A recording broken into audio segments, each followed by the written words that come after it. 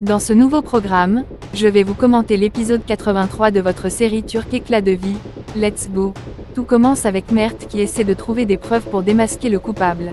Il demande au gardien de mettre la vidéo enregistrée pour voir celui ou celle qui est venu par derrière pour voler les vêtements du défilé. Après avoir lancé la vidéo, il constate qu'une partie a été supprimée. Et donc, il se pose la question pourquoi la vidéo a été coupée juste au moment où il attendait. Le surveillant n'en sait rien du tout. Il ne comprend pas comment ça s'est produit. Et en plus, personne n'entre par ici. Il est le seul qui a l'accès. Par la suite, Sinem commence à jouer aux innocentes en accusant le gardien. Et pourtant elle se rappelle très bien de la fois où elle est entrée par infraction pour supprimer la vidéo, sans laisser aucune trace. Ensuite, Mert demande comment les images ont pu disparaître si personne n'entre par ici. Cela signifie que le surveillant est responsable de ce délit. À cause de son indiscrétion, il ne peut pas prouver l'innocence d'Oyku. C'est très grave ce qui s'est produit. Mais le gardien continue à nier qu'il n'est pas coupable. La situation devient de plus en plus critique. De son côté, Djinar s'en va à la recherche de Deniz. Il est paniqué en pensant ce que Deniz traverse en ce moment. Quand il arrive, il trouve Deniz en panique. Mais sa présence soulage cette dernière. Par contre, Serdar vient par derrière et leur crie dessus avec un pistolet en main. Il a kidnappé Deniz pour que cette dernière réalise à quel point il l'aime. Mais ce n'est pas le cas. Djinar le supplie de baisser cette arme. Mais Serdar est à obstiner l'éliminer pour être avec Deniz.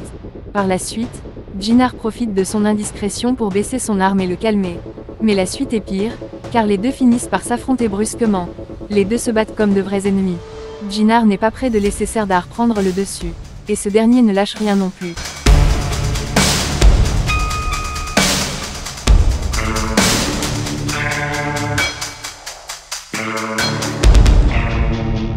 Par la suite, le père de Serdar arrive et leur dit de se calmer. Il dit à Deniz de pardonner à son fils. Il promet qu'il ne refera plus. Mais Djinar n'est pas convaincu de son innocence.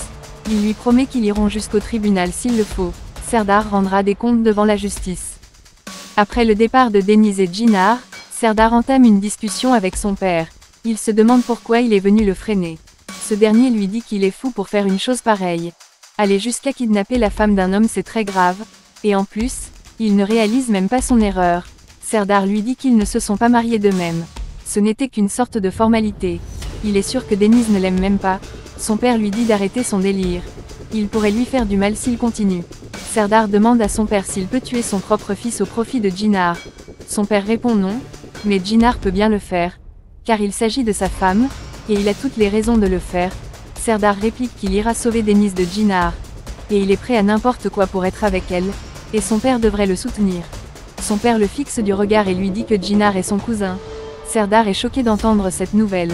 Son père lui dit qu'il a intérêt à l'enregistrer dans sa cervelle. Djinar est le fils de son frère décédé. Et donc, c'est le cousin de Serdar. Raison pour laquelle il prend aussi la défense de Djinar. Serdar est très choqué d'apprendre une telle chose. De leur côté, Djinar et Deniz sont désormais libres. Djinar essaie de calmer Deniz. Mais cette dernière pleure à chaudes larmes à cause du stress qu'elle a ressenti. Djinar lui dit de se calmer. Mais Deniz pleure aussi le sort d'Ezin, car cette dernière était avec elle quand Serdar est venu.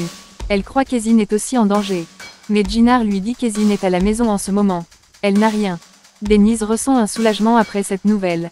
Elle profite pour expliquer le fait qu'elle était avec Ezin dans son quartier pour voir sa mère Aysel. Et les hommes de Serdar sont venus pour les kidnapper. Djinar essaie d'appeler Ezin pour savoir si elle va bien.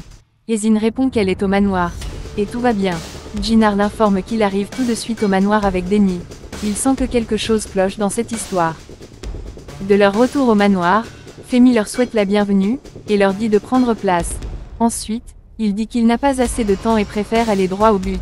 Alors, il demande à Deniz ce qu'il faisait avec Serdar tout à l'heure. Deniz lui dit que c'est Serdar qui est venu l'enlever. Djinar prend aussi la défense de sa femme. Mais cette dernière lui dit que c'est normal que Femi cherche à connaître la vérité. Femi lui demande de donner la vraie version des choses. Djinar prend la parole et dit que Serdar a kidnappé Deniz. Femi ne s'attendait pas à une telle nouvelle. Djinar continue en disant qu'il ne le croyait pas aller si loin en kidnappant Deniz. Il a vraiment perdu la tête. Femi présente ses excuses d'avoir posé des questions pareilles à Deniz. Et cette dernière se montre aimable en acceptant ses excuses. Elle a un si bon cœur. Ensuite Deniz et Djinar décident de monter pour que Deniz prenne du repos. De son côté, la police se rend chez Serdar pour l'amener au poste de police, car Deniz a déposé une plainte contre lui pour enlèvement. Son père propose également de l'accompagner. Quelques heures après, Tekin rencontre Fémine dans une discussion privée. Femi reproche Tekin d'avoir élevé un tel enfant stupide. Tekin lui dit qu'il n'est pas d'accord de ce que son fils a fait. Femi lui dit que le comportement de son fils est déplacé. Aller jusqu'à kidnapper sa belle-fille, c'est très grave. Tekin lui dit de surveiller ses propos. Il pousse le bouchon un peu trop loin. Femi lui dit d'arrêter d'être stupide. Il doit plutôt avoir honte de ce que son fils a fait.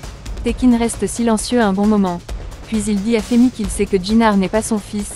Femi répond que Jinar n'est pas son vrai fils, mais il le considère comme son fils biologique. Tekin finit par avouer qu'il sait que Jinar est son neveu, et il a la preuve de ce qu'il dit. Femi est ainsi démasqué d'avoir caché la vérité.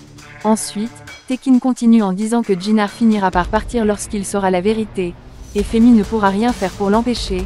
Puis il fait du chantage à Femi en disant que si jamais Denise poursuit sa plainte contre Serdar, tout le monde saura la vérité. Mais si Femi la conseille de la retirer, alors, il gardera le secret. Femi est désormais piégé dans un jeu où il sortira perdant. De leur côté, Sinem arrive pour informer Leila du fait qu'en ce moment, leur entreprise fait la une des journaux. Tout est de la faute de Leila car, à cause de son employé, le défilé a été annulé. Et la responsabilité revenait à Leila de tout organiser à la perfection. Maintenant, même les mannequins ne veulent plus travailler avec leur entreprise. Leila est ainsi découragée à l'idée de savoir que son entreprise est en train d'entrer en faillite. Mais tout cela n'est que la faute de Sinem qui a tout fait et rejeté la faute sur Uyku. De leur côté, Denise est accompagnée de Jinar dans leur chambre. Denise est stressée après tout ce qui s'est passé. Mais Jinar essaie de la calmer pour l'aider à oublier ce drame. Il lui propose d'aller préparer quelque chose de spécial pour l'aider à évacuer ce stress, mais Denise lui dit que ce n'est pas nécessaire. Elle finira par se calmer. Et s'il désire vraiment lui faire plaisir, elle souhaite qu'il reste juste à côté d'elle, en la prenant dans ses bras. C'est le seul remède pour la calmer pour l'instant. Quelques heures après, pendant que Denise décide de se faire plaisir en cuisinant un café, Arzu débarque dans la cuisine, et lui dit que si elle désire parler à quelqu'un, alors elle est là. Mais Denise lui dit que ce n'est pas nécessaire. D'ailleurs tout est déjà terminé. Arzu dit que c'est vrai que tout est fini. Mais elle s'inquiète pour Esin. Elle est fragilisée à cause de ce qui s'est produit. Et ça lui ferait plus de peine si Denise avait mentionné son nom dans sa déclaration. Mais Denise lui dit qu'elle n'a pas parlé d'Esin dans son discours au poste de police, car elle veille à ce qu'Esin ne soit pas affectée davantage. Arzu se réjouit de la nouvelle, et remercie Denise pour son geste noble. Denise lui dit que c'est normal. Elle aime beaucoup Esin. Ensuite, elle se dirige dans sa chambre, pour consommer son café. De son côté, Esin se demande comment Serdar a osé la kidnapper. À l'instant, Arzu entre pour échanger avec elle. Esin ne cesse de se demander pourquoi cela s'est produite. Et cette situation la rend folle. Arzu lui demande pourquoi elle panique autant. Elle répond qu'elle ne croit pas que Serdar soit capable de faire une chose pareille. Même Arzu est étonnée de savoir cela. Elle croit que Serdar avait un problème uniquement avec Denny. D'ailleurs, Jinar et elle ont porté plainte contre lui. Mais si la police ne fait rien, alors Arzu s'en chargerait de punir Serdar à sa manière. Après cette discussion, Arzu dit à sa fille de ne rien dire à propos de l'enlèvement à son père. Esin est d'accord avec sa décision. Elle promet de garder le secret. Et c'est la fin de ce programme. N'hésitez pas de partager vos avis en commentaire. Abonnez-vous pour ne pas rater la suite. See you soon.